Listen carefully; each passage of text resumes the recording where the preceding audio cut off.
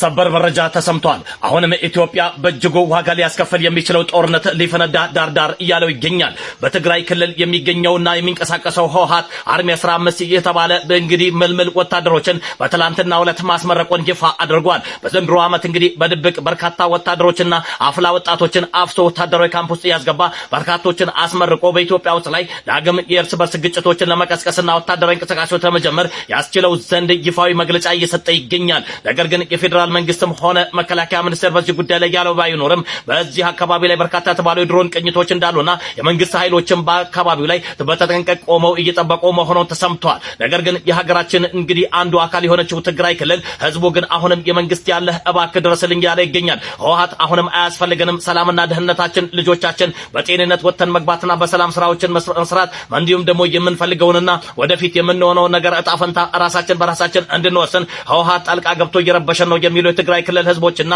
አሁንም ደግሞ ወጣቶች፣ አዛውንቶች እስከ ምሁራን ጭምር ተቃውሟቸውን እያሰሙ ይገኛሉ። ህወሓት አርሚ 15 ኃይልን በዛሬው ዕለት እንግዲህ አስመርቂያለሁ ሲል ይፋዊ መግለጫ ከሰጠበት ጊዜ ጀምሮ በበርካታ ሁኔታ ላይ የትግራይ ክልል አፍላ ወጣቶች እድሜያቸው እንግዲህ ለአቅመ ሔዋንና ለአቅመ አዳም ያልደረሱ ወጣቶችና ታዳጊዎችን ጭምር አፍሶ ወደ ወታደራዊ ካምፕ እያስገባ የህልውና ጉዳይ ነው እታገላለሁ እያለ ይገኛል።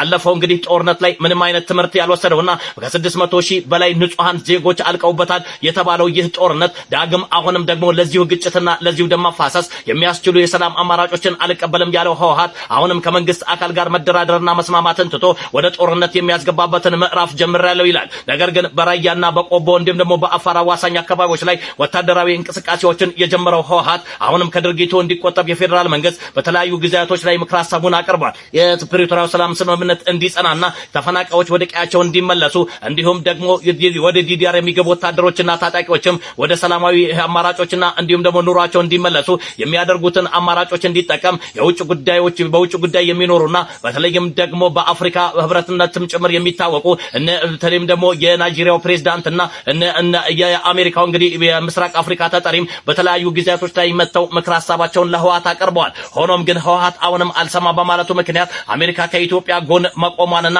በየትኛውም ወታደራዊ ግዳጆች ላይ በጋራ ለመቆም መሰለፏንም ጭምር ይፋ መግለጫ ትላንት ሰጥተው ነበር። ሆኖም ግን ህወሓት አሁንም በርካታ ወታደሮችን እያሰለጠነም ለጦርነት ተዘጋጅቻለሁ ማለቱና ከበሮ መደለቁን አላቆመም። ሆኖም የፌደራል መንግስት ይህንን ጉዳይ በቸልተኝነት እንዳያና እንዲሁም ደግሞ በሆደ ሰፊነት ማየት እንደሌለበት ህወሓት አሁንም ቆርጦ የሚመጣ ከሆነ ለአንዴና ለመጨረሻ ሀገራችን ሰላም እንድትሆን የሰላም አማራጭ የግድ ነው ተብሏል። ታዲያ በኦሮሚያ ክልል መንግስት ሸኔ ብሎ የሚጠራው ቡድንም ሆነ በአማራ ክልል የሚንቀሳቀሰው ፋኖ፣ በትግራይ ክልል የሚንቀሳቀሰው ህወሓት መንግስት ያቀረበውን የሰላም ስምምነትና አማራጮችን በመጠቀም ወደ ጠረጴዛ ዙሪያ ላይ እንዲመጡ በርካታ የሀገራችን ህዝቦች ምሁራንና ፖለቲሽያን እስካሁን ድረስ ጥሪ ያቀርቡ ይገኛሉ።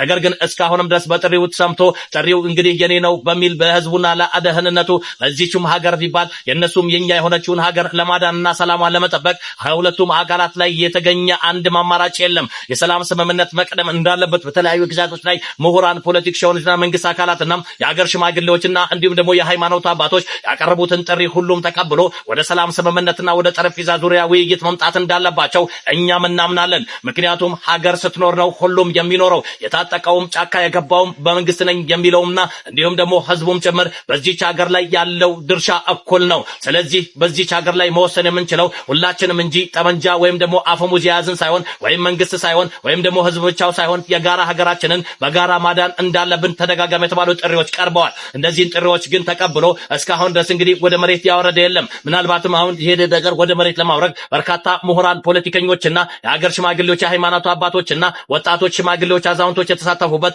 ሴቶች፣ ወንዶች ጭምር የተሳተፉበት የሀገራዊ ምክክር ኮሚሽን ምን አይነት ፋይዳ ያመጣል፣ በምን አይነት ሁኔታስ ሀገራችንን ያድናል የሚለው ነገር ተስፋ ተጥሎበት እየተጠበቀ ይገኛል። እናንተስ ለዚህ ምን አይነት ፋይዳዎችን ታውላላችሁ? እናንተ ሐሳባችሁን በኮሜንት አድርሱኝ።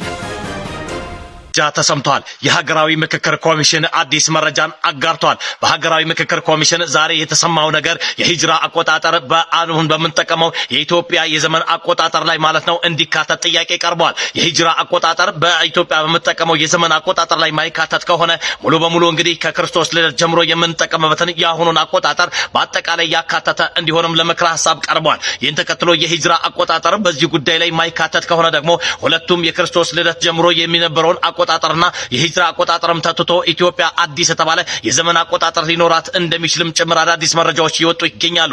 በምክክር ኮሚሽኑ የቀረቡት የሂጅራ አቆጣጠር ወይም ደግሞ እስላማዊ ሂጅራ አቆጣጠር በአሁኑ በምንጠቀምበት የዘመን አቆጣጠር መካተት አለበት በሚለው ጉዳይ ላይ እንደረሰ ጉዳይ ሆኖ የቀረበው ይህ ምክረ ሐሳብ እስካሁን ድረስ እንግዲህ የተባለ ነገር ባይኖርም በምክረ ሐሳቡ ምን ነገራቶች ይካተቱበታል፣ አሁን ካለው የዘመን አቆጣጠር ጋር ተዋህዶስ እንዴት ይሄዳል የሚለው ነገር እስካሁን በምክክር ኮሚሽኑ የተገለጸ ነገር የለም። ነገር ግን እንደ ምክረ ሐሳብ የአሁን ላይ የምንጠቀምበትን ከክርስቶስ ልደት ጊዜ ጀምሮ የነበረውን አቆጣጠር ወይም ደግሞ ዘመን አቆጣጠር የሂጅራ አቆጣጠር ተጨምሮበት ወይም ደግሞ ታክሎበት በምን አይነት ሂደት ማለት ነው የኢትዮጵያ ዘመን አቆጣጠር ይጀምራል የሚለው ነገር በአዲስ ምክረ ሐሳብ እየተወያዩበት ይገኛሉ። በሌላ በኩል እንግዲህ አዳዲስ እንግዲህ ምክረ ሐሳቦችም እየወጡበት የሚገኘው ሀገራዊ ምክክር ኮሚሽን የቀጣይ የኢትዮጵያ ዕጣ ፈንታና ኢትዮጵያን ወደ ማሻገር የሚችሉ ሐሳቦችም እየፈለቁበት የሚገኝ ትልቅ የተባለ ተቋም እንደሆነም እየተነገረለት ነው።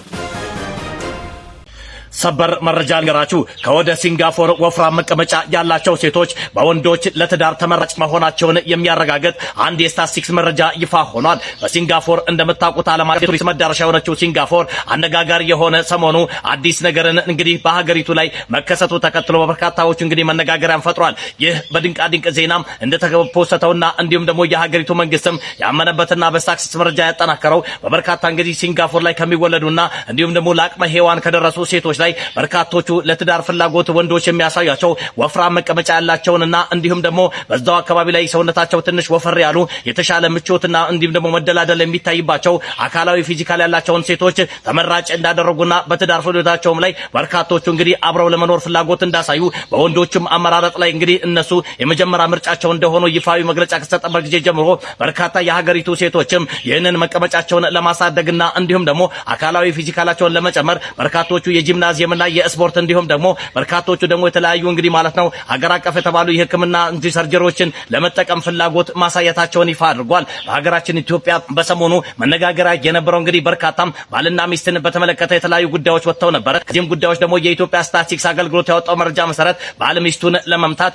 የሚያስችላቸውን በቂ ምክንያቶች በሴቶች በኩል አግኝቻለሁ ሲል ማረጋገጫ ሰጥቷል። የኢትዮጵያ 55% ማለት ነው ከግማሽ በላይ ፐርሰንቶች ሴቶች ማለት ነው ባል ሚስቱን መምታት አለበት የሚለውን ሐሳብ እንደሚያምኑና እንደሚቀበሉ የሚያሳይ እንግዲህ መረጃ ማጋራቱ ይታወሳል። ነገር ግን ይህ መረጃ በህግ አገልግሎትና በህግ ባለሙያዎች ላይ እጅግ በጣም የተከለከለ ሐሳብ እንደሆነ ይታወቃል። የኢትዮጵያ ህግ ባለሙያዎችም በዚህ ጉዳይ ላይ መግለጫ የሰጡ ሲሆን ባል ሚስቱን አካላዊ ጉዳት ማድረስ አይችልም የሚለው እንደ ሰብአዊ መብት ጥሰት ይታያል የሚሉ የተለያዩ እንግዲህ ሐሳቦች ቀርበውበት ነበር። ነገር ግን የኢትዮጵያ 55% እንግዲህ ሴቶች ባል ሚስቱን መምታት አለበት የሚለውን ሐሳብ እንደሚቀበሉና በርካቶችም በዚህ ጉዳይ ላይ እንደሚስማሙ የኢትዮጵያ ስታቲስቲክስ አገልግሎት መረጃውን አጋርቶት ነበር። በዚህም በርካታ ሴቶችም ትክክል ነው ብለው እንዳመኑም ይታወቃል።